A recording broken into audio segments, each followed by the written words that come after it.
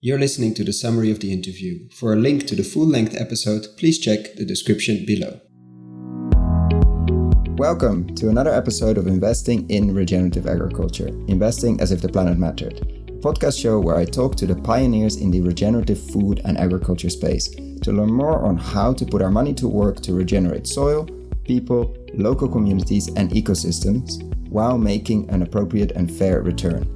Why my focus on soil and regeneration? Because so many of the pressing issues we face today have their roots in how we treat our land, grow our food and what we eat. And it's time that we as investors, big and small, and consumers start paying much more attention to the dirt/soil underneath our feet. In March last year, we launched our Patreon community to make it easy for fans to support our work. And so many of you have joined as a member. We've launched different types of benefits, exclusive content, Q&A webinars with former guests, Ask Me Anything sessions, plus so much more to come in the future. For more information on the different tiers, benefits and how to become a member, check patreon.com/regenerative agriculture or find the link below. Thank you. You're listening to the second interview with Geert of Herenboeren, who we talked to 2 years ago. We discuss his recent soil investment fund and how to channel all that energy of local communities that wanting to start their own farm yesterday and not wait until tomorrow. I believe last time we had one farm open in the Netherlands in Bokstel.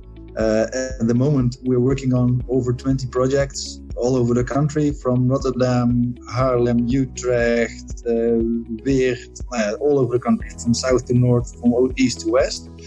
Up and running are this moment, as we speak, 2 farms, but would we have this podcast recorded about 3 months later, we would have, I believe, 4, 5 or 6 farms, because we're running up to deadlines for opening 4 new farms at the moment. So next season we will have 5 or 6 farms up and running.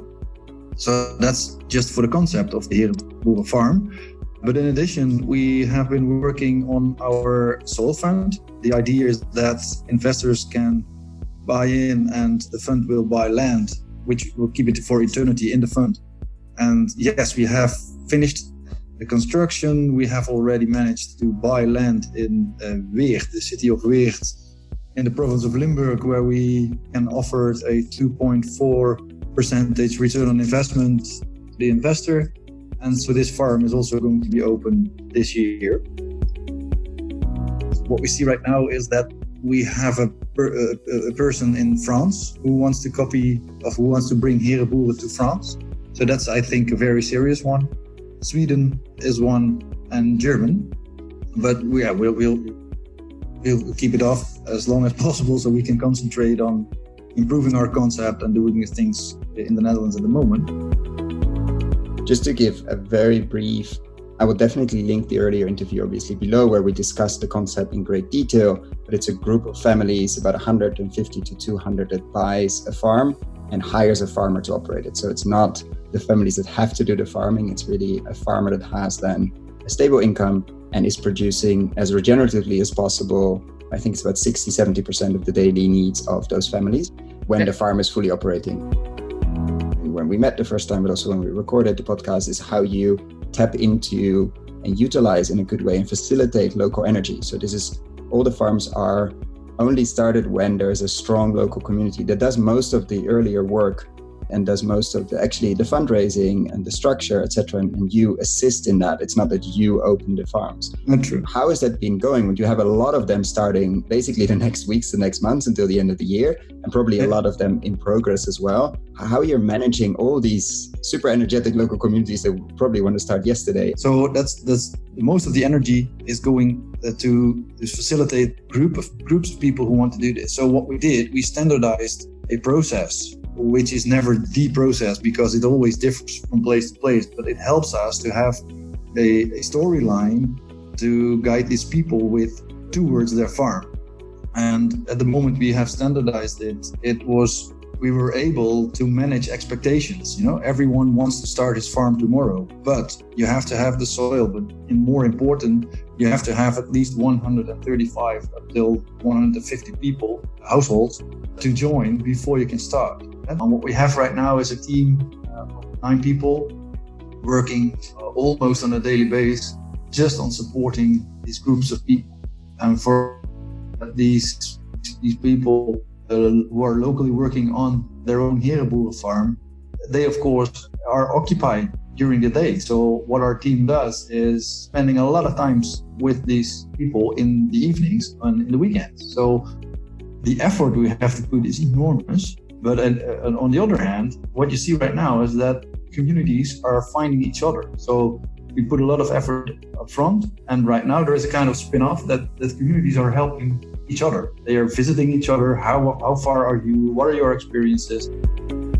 One of the key aspects of the Herenboeren is that the land is either bought or secured for a very long time, but if it's bought, it's never going to be sold. So the business model of a traditional farm, in many cases, unfortunately, is selling their land at some point, and hopefully for more than they bought it, and maybe that's their pension, etc. But this created a huge amount of issues in terms of inflated land prices, and mainly for young farmers, extremely difficult to get into the space.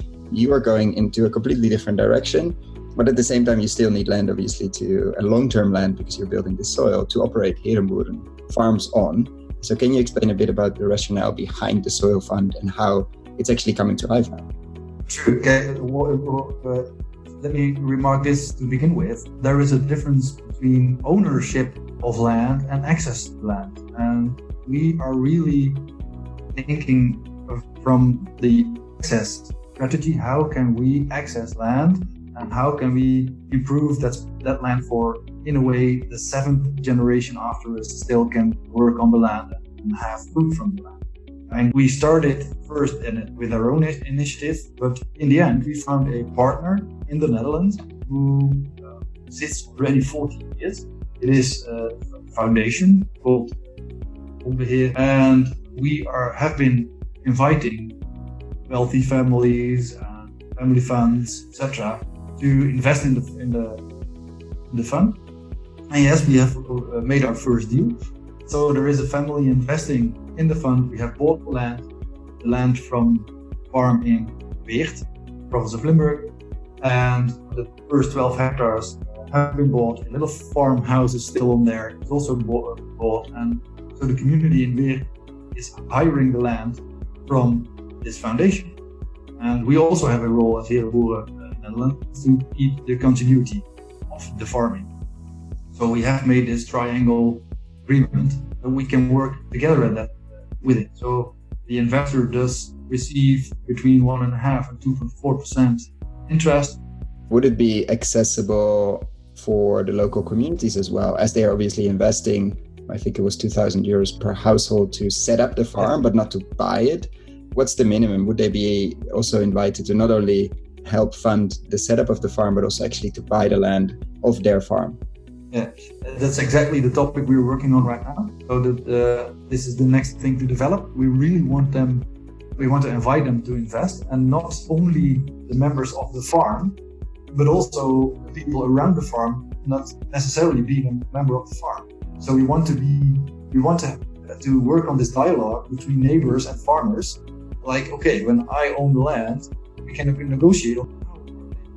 So farmer, we think these are important topics like biodiversity or soil improvement, etc.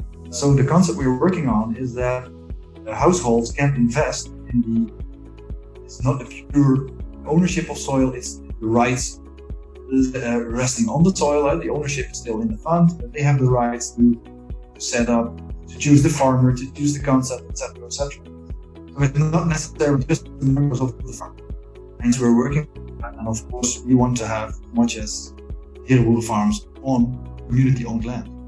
Yeah, I think it's one of those missing pieces, and one of the things it's hardly ever discussed. I think it's an extremely time-consuming and difficult topic, ownership of land, but something we have to work on, we have to look at if we want this movement to succeed, just as community ownership of farms, which might be a bit faster than land. But yeah, the land ownership topic is one of those elephants in the room that keeps coming back. You just listened to the summary of the interview. For the full-length interview, please find the link in the description below. If you found the Investing in Regenerative Agriculture and Food podcast valuable, there are a few simple ways you can use to support it. Number 1, rate and review the podcast on your podcast app.